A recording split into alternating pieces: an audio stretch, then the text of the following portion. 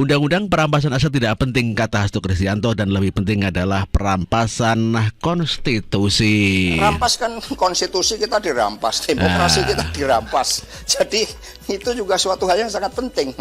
Jadi jangan berpikir juga tentang perampasan aset. Ini demokrasi dirampas, kedaulatan rakyat dirampas, konstitusi dirampas. Nah, ketahuan kan ngelesnya. Tidak setuju dengan disahkannya undang-undang perampasan aset, ya mungkin saja melindungi orang-orang PDIP yang di situ banyak orang-orang yang korupsi sehingga nanti ketakutan apabila hartanya disita oleh negara. Namun demikian, dengan keputusan menolak rancangan undang-undang ataupun penetapan undang-undang perampasan aset ini, maka nama PDIP akan semakin tenggelam. Ini jelas-jelas akan menenggelamkan suara PDIP di Pilpres ataupun di pemilu mendatang. Tidak hanya Hasto Kristianto sebagai seorang partai PDIP, namun demikian kelihatannya PKS juga menolak disahkannya rancangan undang-undang perampasan aset. Kenapa ya? Orang-orang PKS padahal partai Islam, partai yang bersih katanya, tetapi terkenal dengan partai korupsi sapi. PKS menolak undang-undang perampasan aset. Bagaimana sebetulnya proses daripada penetapan atau pengesahan undang-undang perampasan aset? Sebetulnya di DPR itu tidak ada persoalan. Yang jadi persoalan adalah di ketua umum partai masing-masing. Itu pengalaman dari Bambang Pacul mengenai dorongan daripada Mahfud waktu itu yang masih menjadi Menko Polhukam untuk mengesahkan undang-undang perampasan aset. Kata Pacul, jangan bicara di sini, bicaralah pada ketum, Megawati atau Puan. Mahfud tanya pada kita, tolong dong undang-undang perampasan aset dijalanin. Republik di sini ini gampang Pak. Gampang. Lobbynya jangan di sini Pak. Ini Korea ini semua nurut bosnya masing-masing. Bosnya masing-masing. Di sini boleh ngomong kalah Pak. Bambang Pacul ditelepon, Ibu Pacul berhenti, begitu ya. Ini laksanakan Pak. Jadi 2 presiden pernah nanya sama saya, pembatalan uang kartal sama ini RUU ini yang mana ya Pak Presiden? Kalau pembatalan uang kartal pasti DPR nangis semua. Kenapa? Masa dia bagi duit harus pakai e-wallet? E-walletnya cuma 20 juta lagi. Nggak bisa Pak. Nanti mereka nggak jadi lagi. Oh iya. Loh, saya terang-terangan ini. Gitu loh. Mungkin perampasan aset bisa, tapi harus bicara dengan para ketum partai. Betul, ketum. Kalau di sini nggak bisa. Nggak bisa. Teori saya, jadi permintaan jenengan langsung saya jawab. Bambang Pacul siap kalau diperintah. Mana perintah berani Pak? Sama toh? Ayo.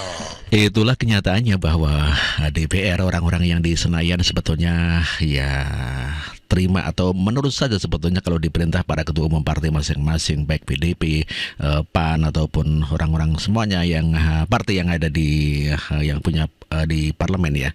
Kalau tidak ada perintah mana mau, mana berani, karena yang melanggar perintah ketua umum. Seperti dicontohkan kejujuran daripada Bambang Pacul yang mengatakan kalau Bambang Pacul diminta berhenti oleh Ibu Mega pasti siap gitu. Jadi untuk lobby-lobby menyelesaikan daripada maksudnya undang-undang perampasan aset, semua kembali kepada di ketua umum masing-masing. Ya, apa kabar rancangan undang-undang perampasan aset? Siapa yang menghalangi RUU perampasan aset? Kita dengarkan dari Presiden Joko Widodo. Saya itu sudah mendorong tidak sekali 2 kali. Sekarang itu posisinya ada di DPR. Pemerintah akan mendorong lagi yang masa saya ulang terus dan enggak lah. Sudah di DPR. Sekarang dorong saja yang di Depan di dalam memberikan dukungan. Tetapi terkait dengan RUU perampasan aset, kan sampai sekarang DPR belum menerima usulan dari pemerintah. Pasal per pasalnya kita belum menerima. DPR sudah menerima surpresnya, nanti akan kita bahas sesuai dengan mekanisme. Jadi ya mekanismenya kan ada yang harus dibahas dulu. Jadi memang dalam pembukaan pidato Ketua DPR di masa sidang tidak akan dibacakan karena belum masuk dalam mekanisme. Itu ya secepatnya. Karena sudah terima surpresnya, nanti kita akan bahas sesuai dengan mekanisme yang ada. Jadi jelas ya. Peranannya sama saya. Pembatasan uang kartal sama ini RUU ini yang mana ya, Pak Presiden? Jadi jelas ya, Hasto Kristianto mengatakan katanya Presiden belum memberikan mengenai draft ya RUU perampasan aset. Namun demikian Puan Maharani mengakui bahwa itu sudah diterima DPR dan tinggal diadakan dibahas begitu ya, kata Puan Maharani ya.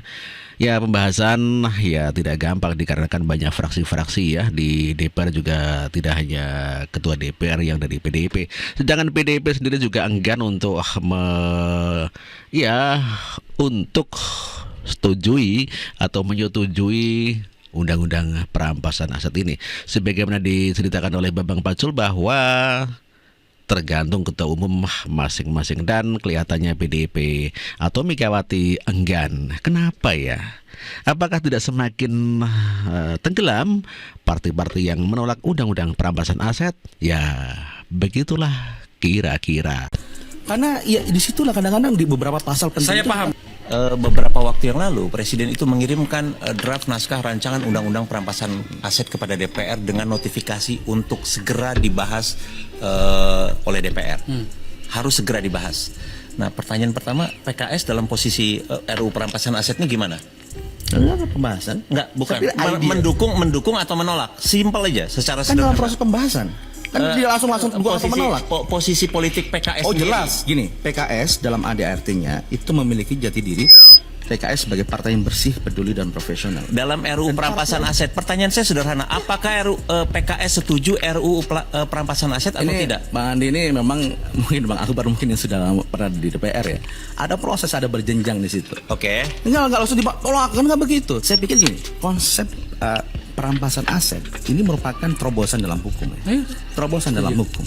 Karena kalau kita menerapkan perampasan aset itu akan menjadi deterrence. Deterrence itu yang memberi efek getar kepada perilaku korupsi itu sendiri. Saya kira which is good. Idenya bagus gitu. Sedangkan kita kan kalau bahas undang-undang ya, saya juga lama membantu di DPR mendrafting dan kemudian membaca undang-undang. Itu pasal by pasal ini kan yang detail ini harus kita bahas. Karena ya disitulah kadang-kadang di beberapa pasal penting. Saya paham maksudnya. Ya, Kembali kali dulu. Karena begini, kita tahu bahwa rancangan undang-undang perampasan aset ini adalah ide lama yang selama ini diabaikan, tidak dibahas oleh DPR, oleh Senayan, DPR RI.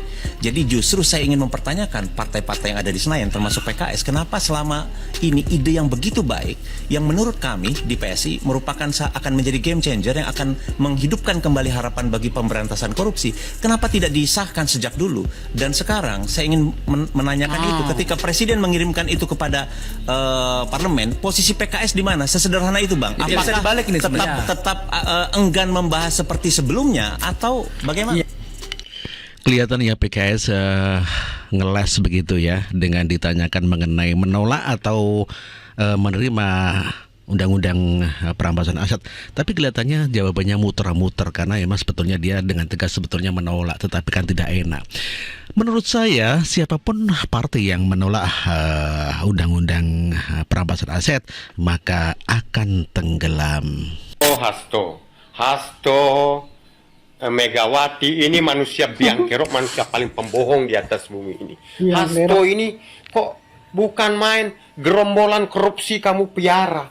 Hasto ini bukan politisi baik, politisi perusak bangsa. Ini PDIP ini kan kerjanya cuma korupsi. Dari dulu cuma mengumpulkan korupsi. Di PDIP ini keinginannya semua korupsi, masing-masing korupsi besar-besaran. Makanya PDIP tidak mau membuat perampasan aset. Jadi Hasto ini jangan ngomong banyak, Hasto. Mulutmu bau sekali sampai ke seluruh Indonesia. Busuk mulutnya Hasto. Hasto ini kan biang kerok, manusia paling manusia sama dengan Rocky Gerung. Hasto, Rocky Gerung itu manusia-manusia mulut-mulut busuk semua. Mulut tidak pernah makan enak. Makan enak tapi hasil korupsi. Korupsi besar-besaran yang adanya di PDIP. Kami mengajak seluruh masyarakat Indonesia, jangan sudah pilih yang namanya PDIP. PDIP ini partai penguasa menguasai koruptor. PDIP ini besar-besaran korupsi. Jadi yang ada korupsi besar-besaran adalah di PDIP. Jadi PDIP memelihara koruptor semua. Makanya mereka, orang-orang seperti Megawati, seperti Hasto, itu cuman bagaimana caranya dia ingin jadi penguasa, ingin menghancurkan uang negara dari zaman dulu. Jadi kami mengajak seluruh masyarakat Indonesia, buang sudah Hasto ini. Hasto sudah tua bangka, baru makan uang korupsi besar-besaran. Saya minta kepada pemerintah segera diusut tuntas. Ini Hasto. Hasto ini diusut tuntas segera. Karena kami dengar, kami tahu, kami yakin bahwa Hasto ini korupsi besar-besaran. Hasto ini ingin merajalela korupsinya. Nah, makanya kami mengajak bapak-bapak, ibu-ibu seluruh tanah air, mari kita hindari yang namanya PDIP. Bahwa PDIP ini yang keinginannya cuma mengerupsi uang rakyat sampai ratus-ratus triliun. Itu. Jadi kami yang mengajak teman-teman seluruh tanah air ini, mari kita pilih Partai Gerindra atau Golkar. Dan itu adalah tanggapan masyarakat ya mengenai kenyataan bahwa Gerindra dan Golkar itu sebagai alihan atas orang-orang PDIP yang kecewa dengan tindakan Hasto Kristianto dan Megawati Soekarno Putri. Bahkan orang ini mengatakan bahwa Megawati memelihara orang-orang koruptor dikarenakan tidak sudi ataupun tidak mau mengesahkan RUU perampasan aset begitu ya. Dan luar biasa dikatakan sebagai orang pembohong, mulut busuk dan sama dengan Rocky Gerung. Ini ya luar biasa ya orang ini ya mengecam tindakan Hasto dan Ibu Megawati Soekarno Putri.